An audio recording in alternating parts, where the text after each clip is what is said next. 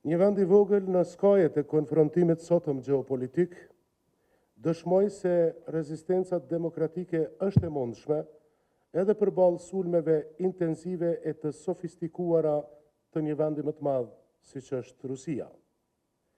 Fitoria bindëse e Partisë Pro-Perëndimore të Veprimit dhe Solidaritetit në Moldavi, me gjithë ndërhyrjet brutale të Moskës në mbështetje të bllokut pro-rus, me miliona euro për fushata dezinformimi dhe manipulimi mediatik e kibernetik, është një fitore strategjike për demokracinë, për Brukselin, por edhe për Ukrainën në përcaktimin euroatlantik. Rasti I Moldavisë është mësimi më I rëndësishëm sot për domosdoshmërinë e vigjilencës, bashkëpunimit dhe koordinimit me NATO-n, si parakushti qëndrueshmërisë demokratike përballë synimeve hegemoniste të botës ruse. Kur e planifikuam forumin, sondazhet në Moldavi nuk jepnin parashikime shumë optimiste, ndërsa sot kur po flasim, kërcënimet ndaj fitores ende nuk janë zhdukur. Pra një fitore që frymëzon, por edhe paralajmëron njëkohësisht. Në fushatën për zgjedhjet e 12 tetorit, Kosova vazhdon të jetë një terren I operacioneve kërcënuese, jo vetëm me propagandë dhe narrativa nxitëse, por edhe me ndërhyrje politike e financiare. Rasti I Moldavisë, e sidomos shembujt e tjerë si Rumania e Gjeorgjia, na tregojnë se zgjedhjet sot janë arene përplasjeve gjeopolitike, janë betejë të heshtura ndërmjet demokracisë dhe hegemonisë, të vërtetës dhe propagandës. Në këtë betejë është edhe Kosova, për shkak të serbisë militariste që vepron për rënimin dhe destabilizimin e saj. Si qendër rajonale e ndikimit rus, ajo përdor instrumente të njëjta si dezinformimin, rrjetin fetar, manipulimin kibernetik dhe ndërhyrjet politike e financiare për të rritur polarizimin, përqarjen dhe mosbesimin e qytetarëve serbë në procesin zgjedhor. Në këtë kontekst, sot Kosova përballet me sprovën e qëndrueshmërisë demokratike dhe me integritetin e zgjedhjeve si çështje të sigurisë kombëtare. 12 tetori nuk është vetëm ditë votimi, është betejë për rendin dhe vlerat euroatlantike, për sigurinë dhe sovranitetin politik. Të nderuar pjesëmarrës, rasti I Moldavisë është dëshmi se edhe shtetet e vogla mund ta mbrojnë integritetin e zgjedhjeve nga ndërhyrjet hibride, mirë po nga ana tjetër, rasti I Gjermanisë me AFD-n tregon se as demokracitë më të konsoliduara s'janë plotësisht imune ndaj infiltrimit politik të Kremlinit. Në Kosovë, lista serbe përfaqëson paradoksin politik si një parti që pranon privilegjet e një shteti demokratik, por në të njëjtën kohë angazhohet për zhbërjen e tij.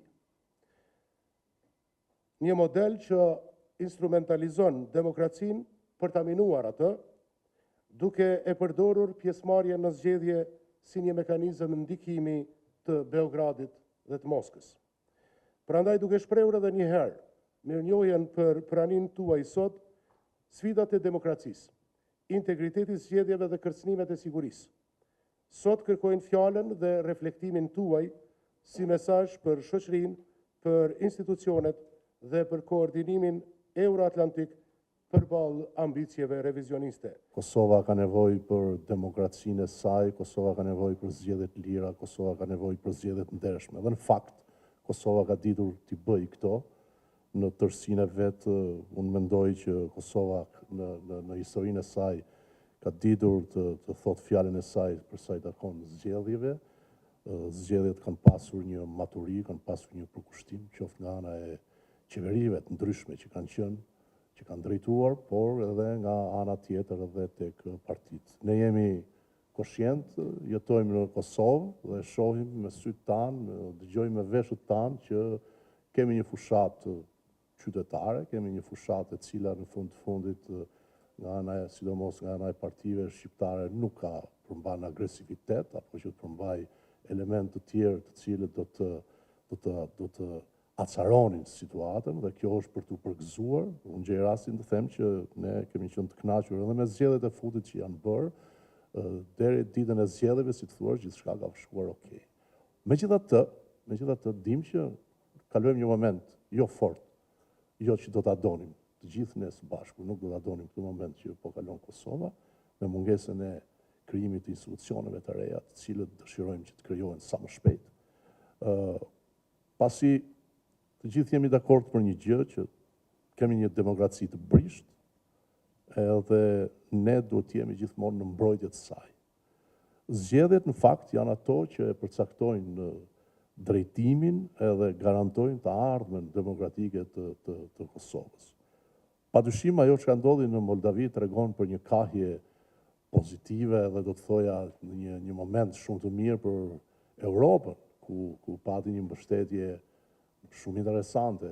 Ishte një frikë që ekzistonte, ishte reale, sulmet ishin shumë të mëdha nga ana e Rusisë dhe nga ana tjetër patëm një fitore bindëse të presidentes, e cila në fakt kontribon kështu në atë kahje të Moldavisë dhe të vendeve që aspirojnë për të shkuar dhe për të bërë pjesë e Bashkimit Evropian. Ajo çka na mundon apo e mundon Kosovën për momentin është sfida në veriun e saj, dhe tregon që pikërisht demokracia është në kërcënimin e saj dhe vetëm do të thoja zgjedhjet e lira, vetëm zgjedhjet e ndershme janë ato që do të përcaktojnë rrugën. Ne kemi parë, kemi dëgjuar këto ditë mbi momente të veçanta të cilat mund të sjellin acarime, mund të sjellin situata që askush nuk do t'i donte, por do të thoja që jemi Kosova është në një proces i cili në fakt kërkon mbrojtje dhe kërkon përkushtim të gjithçkaje që ka arritur. Rajoni, unë mendoj që ka nevojë për stabilitet, dhe stabiliteti vjen pikërisht edhe nga zgjedhjet e lira dhe të ndershme, të cilat unë i gjykoj që në mendimin tonë, jo vetëm nga dëshira që kemi, por edhe mendoj që në tërsinë e tyre do të jenë zgjedhje të cilat do të shkojnë në mbar, ashtu si edhe herët e tjera. Nuk duhet kursesi që të bijem pre e sulmeve kibernetike, të mbështetura nga kushdo në fakt. Kosova mendoj që do të di t'i bëj ballë pikërisht edhe këtyre situatave në të cilat ajo kalon dhe ndodhet. Zoti Fetoshi, të falenderoj përsëri. Në fakt, unë kam interes që të dëgjoj edhe kolega, po edhe profesor të nderuar që janë këtu, pikërisht për të marrë prej tyre ato mendime dhe ato qartësira të tyre që ne të shkojmë më tej, duke menduar që duke dashur fort që Kosova të vazhdoj të jetë në ritmin e saj të demokracisë dhe të mos të ketë ndalesë në këtë pikpamje. Kështu që të falenderoj shumë. It's an honor to be here as the representative of the German embassy. I thank Octopus for organizing this amazing conference. I had a look at the program and it looks really good, and I'm looking forward to the exchange that will follow.